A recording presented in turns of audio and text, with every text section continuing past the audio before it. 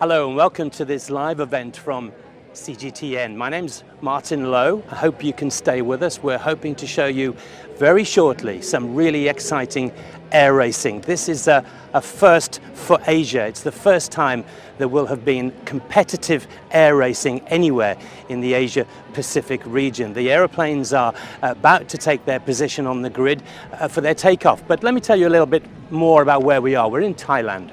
This is Utapao Naval Air Station. It's a joint naval air station operated by the Royal Thai Navy, but also a commercial airport. And indeed, even today, in and amongst the racing which is taking place with small planes weaving in and out of a pylon course, we have to pause every now and again for the arrival or the departure of a civil airliner, bringing people from Bangkok, from Chiang Rai, even from further afield. There are flights from China that fly directly here to Utapao. As you can imagine with an event like this, it's a little bit flexible. Obviously aeroplanes sometimes need a little bit more servicing, they need a little bit of fueling, there are delays while people have to move from one part of the airfield to the other. So we don't know exactly when the next race is going to be, but we do expect it will be coming up very shortly. In the meantime, let me tell you a little bit about Utapao, because this place itself has a history all of its own. It really came to prominence first of all during the Vietnam War, when this was a frontline airbase for American forces who were involved in the conflict in Vietnam, which is about an hour's flying time from here. This in fact was one of the main bases for B-52 bombers, which carried out daily bombing raids against targets in Vietnam and also Cambodia and Laos during that war. Known in Thai, of course, as B Hasip Song. That's the Thai description for the 52s. So a lot of the pilots who are here today are ex-military, and a lot of them are American. So for them, there's a little bit of history also in coming here. But also Utapao, after the Vietnam War ended, it was handed back to the Thai military, and it has remained a joint military and civil air base ever since. More recently, we all know that for all its beauty and for all its attractions, Thailand does have a history of political division. There are strong factions here politically, and there have been a number of occasions in Thailand's history when there has been political unrest. One of those occasions was in 2008, and at that time Bangkok's two airports, Suvarnabhumi and Don Mueang, were both blockaded. Both of them were out of action and no flights could land or take off from the two airports in Bangkok. And so this became the principal gateway to Thailand during that period. Utapao, which has always been a relatively small airport, became the main gateway. Flights were being used here. This was Bangkok's airport, even though we're perhaps 2.5 hours, 3 hours driving time from the capital, some 100+ kilometers. But this had to be used during that period because those two main airports were simply out of use. One other notable, I guess, thing we can talk about during the checkered history here. In the 1970s, an aircraft was hijacked inside Vietnam. It was on a flight within Vietnam, but the hijackers brought it here to Utapao to refuel. And during the negotiations and during the tense action that followed, lives were lost. I think 2 people died during that hijacking event. So Utapao itself is rich in history, but that's in the past, and obviously we're now looking forward. The event this weekend is known as Air Race 1. This is the only type of air racing anywhere in the world where planes actually fly alongside each other in direct competition. There are other international air racing series. Red Bull is one that's perhaps very well known. But in that case, although the aeroplanes fly around a similar pylon course, they fly one at a time against the clock. It's a time trial, and whichever airplane has the fastest time wins. This is a completely different concept, and those who are enthusiasts of this say this is the purest form of air racing. In fact, they describe it as the world's fastest motorsport, because in this event, all of the planes fly together. At the end of the runway, where they're assembling now, each race has 8 aircraft taking part. And once the start is signaled, they all roar down the runway together. They take off together, and then they fly around a course of pylons. They reach speeds of perhaps 450 kilometers per hour, and as part of their maneuvering, as part of their attempts to overtake each other, some of them fly very low, often within maybe just 10 meters of the ground. So those who are involved with this sport say that makes this the fastest and the purest form of motor racing. There's obviously a little bit of rivalry between the different types of air racing sport that goes on, but certainly those who are involved with this one would have you believe that this is the principal one. At the moment, it's run in terms of a single 3-day event each year, and at the end of today there will be a new world champion announced for the whole of 2017 until the event, which will take place a year from now.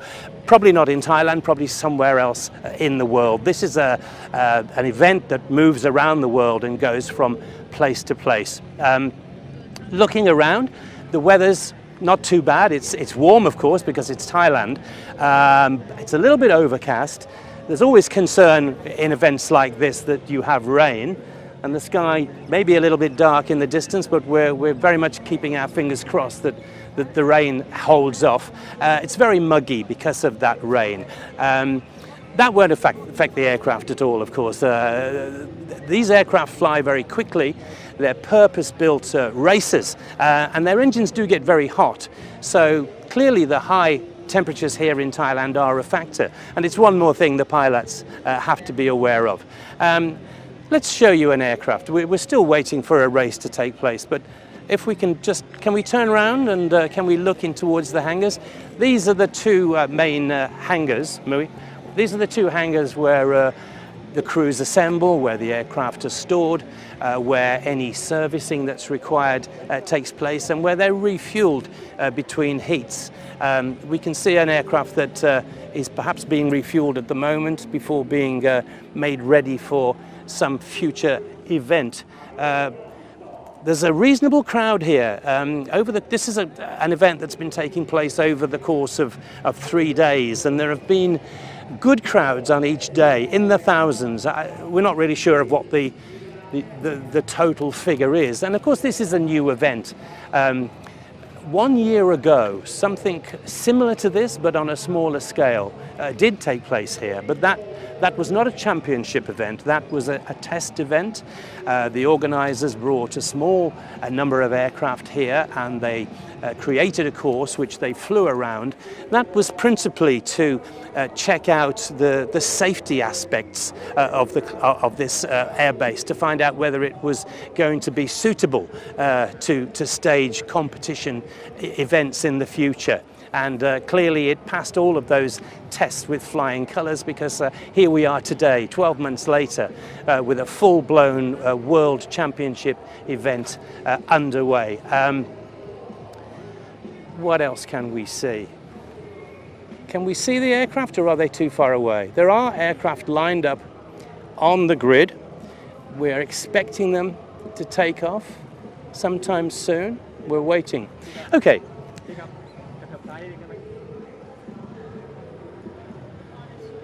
What we can tell you about the pilots, who flies these aircraft. And we'll see them obviously much more closely in just a minute or two. But these are very, very small aircraft, and they're the only aircraft anywhere in the world that are designed only for one purpose. They are designed and built only for this class of air racing. In many other categories of sport, aircraft are adapted, or aircraft have dual uses.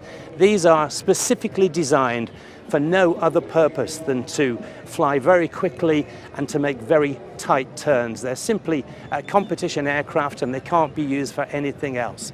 They're all single-seater planes, but they perform really like greyhounds in the sky. When you see them flying, you'll understand they're extremely maneuverable, extremely powerful for their size. And who flies them? Well, most of the pilots who take part in this sport are, well, they're all existing pilots, of course. A number of them are ex-military who turn to this as a very exciting form of leisure. They pursue their love of flying, but this is, I guess, as close as you can get to dogfighting when they're dicing with each other in and out of the pylons. Also, there are a lot of company officials who fly private aircraft during the course of their work. Clearly there's a certain amount of money involved to maintain these aircraft. And also a great number of them are commercial pilots who are much more used to flying big airliners around the world and taking passengers from one place to another. And so for them, this is simply a form of relaxation and excitement, really, to keep them going during their leisure time. Hopefully now we can hear in the distance the sound of aircraft engines. We think that they're now preparing for takeoff for this forthcoming race. We have a few officials between us and the aeroplanes, but don't worry, when they start moving, they will come quickly into view and we'll be able to follow this race for you. The race duration seems to vary. We were expecting races to perhaps be 20 minutes long. We've just seen one that was completed in 10 minutes. So if nothing else, it means that all the action will be brought together in a short space of time. Okay, so Air Race 1 is actually a type of sport that's been going for some time. It was first born after the end of World War II in America, in the US. A lot of ex-fighter pilots were looking for some form of excitement, so they started this series of racing where they flew against each other, much as they'd done during the preceding war. As I say, it very much mimics dogfighting when the airplanes are flying close together and diving in and out of each other. After that, it spread to Europe, and it did gain a growing following, and the peak of this sport's popularity was perhaps in the 1980s. Now, unfortunately for those who run the sport, what they couldn't seem to do was attract mainstream attention. They didn't get a lot of coverage, and even though these events were taking place, they never really gripped the public's imagination. And so after that period, they kind of fell away from prominence. But now there's a new team behind Air Race 1, and they're working extremely hard to try to get this sport back into the mainstream. They say it's their ambition to have this a sport that everybody recognizes, everybody wants to see, and everybody wants to watch. And clearly now, with more avenues for broadcasting, such as social media, such as live streaming, but also, of course, traditional TV, everybody's working very hard to try to get some more exposure. I don't know if you heard it, there was just an ominous rumble of thunder in the sky above us. So I don't know if perhaps adverse weather conditions are now a factor that we have to take into account. We very much hope that nothing interferes with the start of this race, which is due very soon. Let's hope we can show you some air racing, because it's definitely worth waiting to watch. So Air Race 1, this 3-day event once a year, held in different parts of the world, resulting in a world champion. Oh, I'm sure you heard that. So more thunder, very inopportune timing, because the race is literally due to start. Oh, the engines. We think we've got a start. Here we go. The planes are taking off. Let's watch some air racing.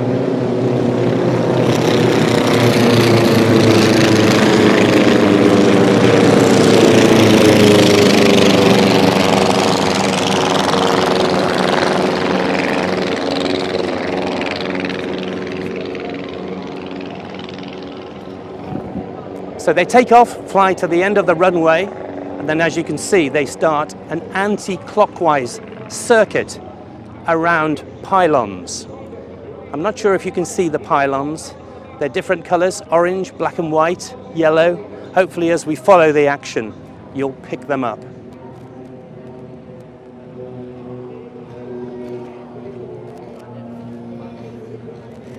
Sometimes the planes are spread out, a little like they are now.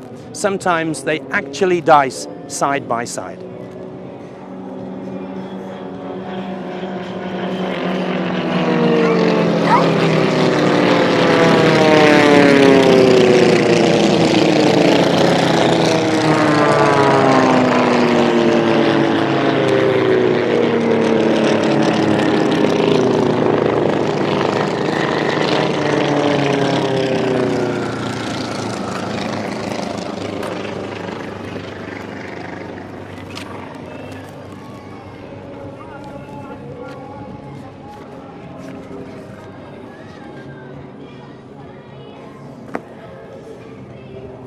I've spoken to a number of the pilots who take part in this event, and I've said to them, you're flying incredibly quickly, you're flying very close to each other, very close to the ground.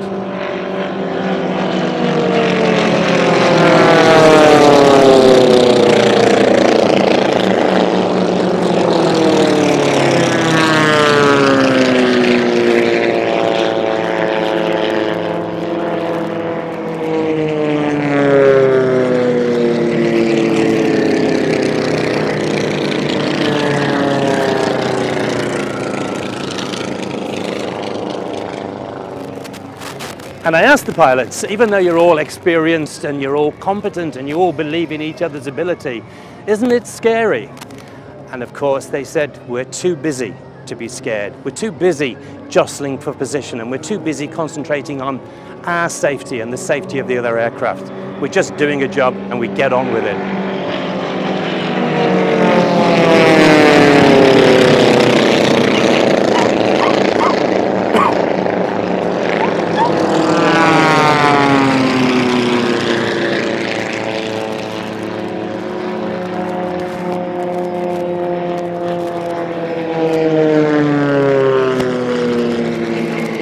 Each of these races features 8 aircraft. Clearly at the back of the pack, they're a little bit spread out, but the real battle is up front. They're coming round now, they're coming round the pylons, they'll be flying towards us in this anti-clockwise course. And here you can see at the speeds they're traveling and at the very, very low altitude, these planes are very close together.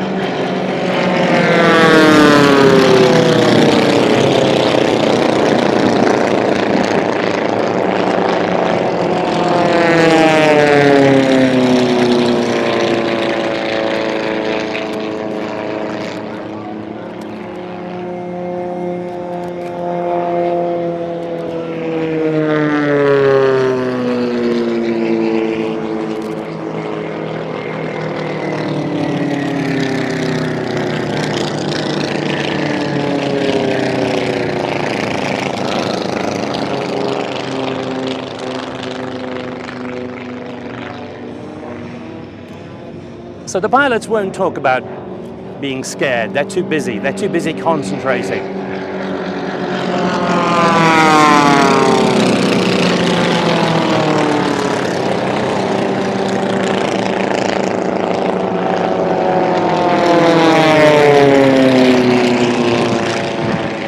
But of course they did say that there are certain times that are the most exciting for them. Clearly, first the takeoff. 8 aircraft roaring down the runway together, all trying to get in the air as quickly as possible, all trying to get a place at the head of the pack.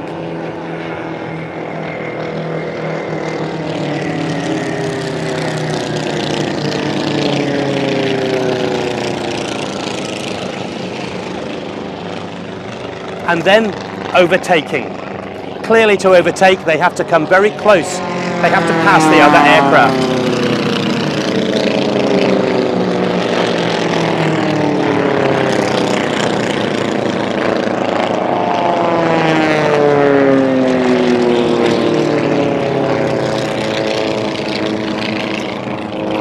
Sometimes they're so close together, they get tossed around the sky in the turbulence from the aircraft in front of them. One pilot said it's even possible for the aircraft to be flipped upside down if they are caught in too much turbulence. It's something they have to bear in mind at all times. They have to get close enough to overtake. And of course, these aircraft are all the same.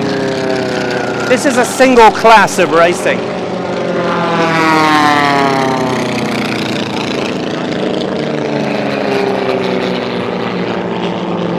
Now we've got a checkered flag.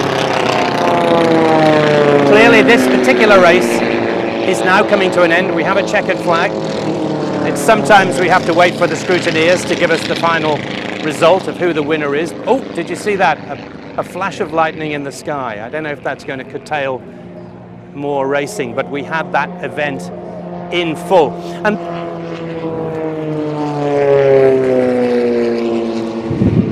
oh, I think you can probably hear the weather.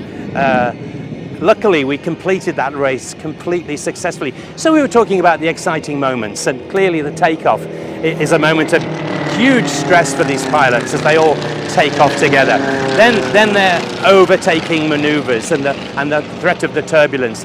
But what's also significant about this type of racing, because it is a sprint, first past the post generally is the winner. So the races seem to accelerate. People start in a measured way, but clearly the adrenaline, the excitement and the competitiveness takes over. And as they get closer and closer to that final lap, the speeds increase and the dicing increases. This is something that is extremely exciting to watch, but it must be incredibly exciting for those people who are taking part. So that race has been completed. The planes will now do one more circuit so that they can land safely. Hopefully they'll come close to where we are, and we might see some more of those aircraft. We were talking about Air Race 1. At the moment, this is an event which is held once a year over a 3-day period. There are heats, there are semi-finals, and then there are finals, resulting in the declaration of a new world champion. But as part of the new force that's driving this sport, the new people who are behind it, they're very much hoping that they can expand awareness of this sport and get it more and more mainstream. And they're hoping that they can add more races in the future. For the time being, for the next couple of years, the format for Air Race 1 will remain the same, a single event. But they're talking about perhaps having regional events also, maybe an Africa Cup, or an America's Cup, or an Asia Cup indeed. And that will maintain the interest. There will be more events in more parts of the world, which will hopefully attract more and more spectators and viewers on TV and other platforms.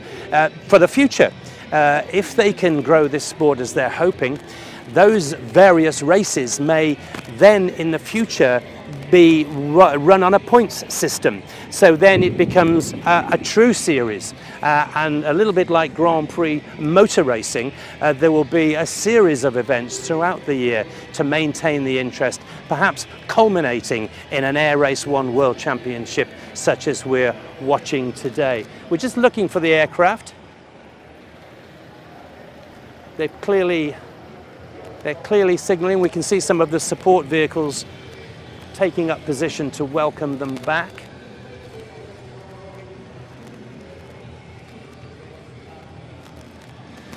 Thailand has been extremely welcoming of this event. Thailand,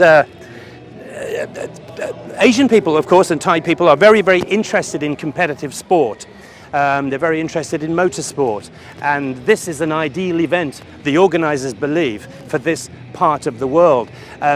They're very happy that they've managed to secure this location, Utapao Air Base, which is both a civilian and a military air base. And they say that the facilities here are perfect, but also the welcome and the support they're receiving from the Thai government, from the Thai sporting association, from the Thai military. So they're very much hoping that they will be able to have Thailand figuring in their plans for the future. So it's very, very likely that there will be more air racing across Asia generally, but certainly Thailand may well become the home of the sport in Asia in the near future. So now we have two of the competing aircraft from that race who are assembling back here. I guess this must be the winner. We don't know at the moment. But it'll give us a chance to have a little closer look at these aircraft. They're very small. They're very small. That's why they're so fast, and that's why they're so maneuverable. Yep, so all of the aircraft are now returning. There's, I can see 4 so far. Here comes the 5th. I guess they're all going to line up here for the official announcement of the results at the end of that race. A little bit concerned about the weather. I don't know if you can hear, there's quite a bit of thunder now. It's got a little bit darker. There have been some flashes of lightning. That may cause a temporary halt to proceedings. We'll wait and see. But at least we had that race from start to finish. I hope you enjoyed watching that. I hope it gave you some sort of a flavor, some sort of a taste of air racing, competitive air racing where the planes compete together.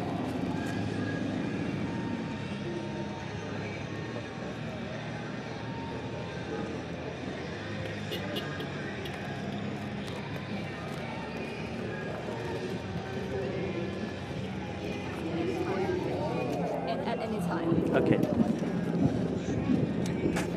So we hope you found that exciting. Obviously races vary. Sometimes the planes are actually wingtip to wingtip. Sometimes someone gets an advantage and gets ahead.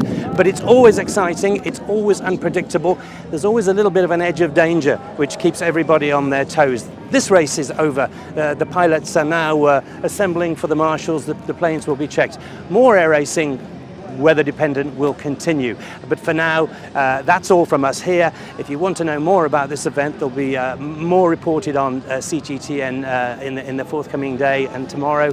But for now, from Utapao Naval Air Station in Thailand, thank you very much for watching. And from me, Martin Lowe, goodbye.